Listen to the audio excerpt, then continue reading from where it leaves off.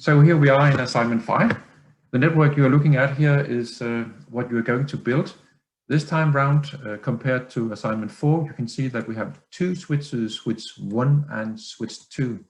The goal here is to connect PC1 to PC2 so that PC2 can send data over to PC1 and PC1 can send data to PC2, forth and back.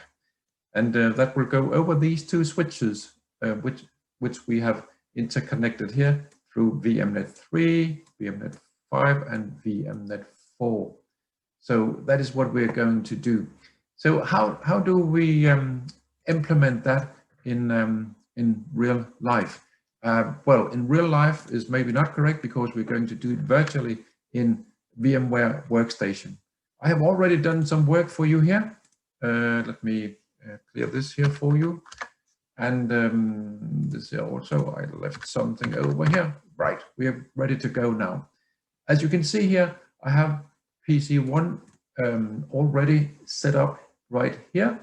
This is PC1, and I have PC2 set up right there. So these two PCs are there. The aim here, as I said, is to be able to communicate between PC1 and PC2. So let's see if this is working as we intended. Or maybe before we do that, I should show you that I also have installed and interconnected switch 1 and switch 2. Switch 1 and switch 2, they are sitting right there. And hopefully all the connections are correct. Let's check it out and see if we can ping from PC1 to PC2. I'm on PC1 now, PC1 over here. So I should ping over here on PC2, I should ping the .10. So I will type in here 192.168.15.10, ping that address. I have set in a counter here, a -C, and I've chosen 3 pings. So let's roll the dice. Here we go, and that works. So if we go over to PC2, let's see if we can do it the same in the opposite direction. Yeah, I've chosen to ping, send 4 pings. You do not have to set any limit, but that's what I have done here. And that worked seamlessly. Brilliant. Regarding the connections, if we take a look at PC1, for example, we can see that PC1 is connected to VMnet3, this red wire here. And let's see PC1.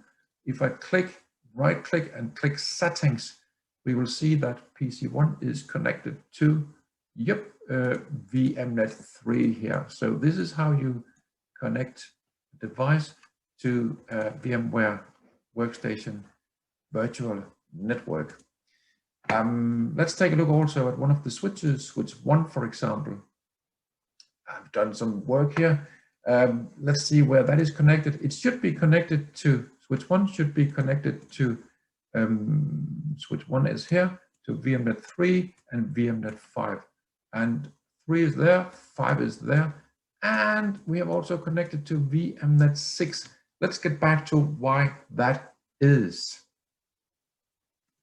right now. Actually, if we go back to our diagram here, the exercise or assignment 5 is actually about creating an so-called switch loop. So let me bring this up here. Duplicate connection there. Did you see that? Between switch 1 and 2, we now have an extra connection. So we have created a loop here, what is called a switch loop.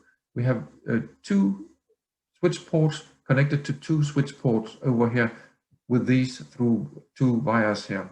This will cause something called a broadcast storm, which is not a good thing. It will create a lot of packages that will block your network if you are unlucky, and maybe the switches will crash.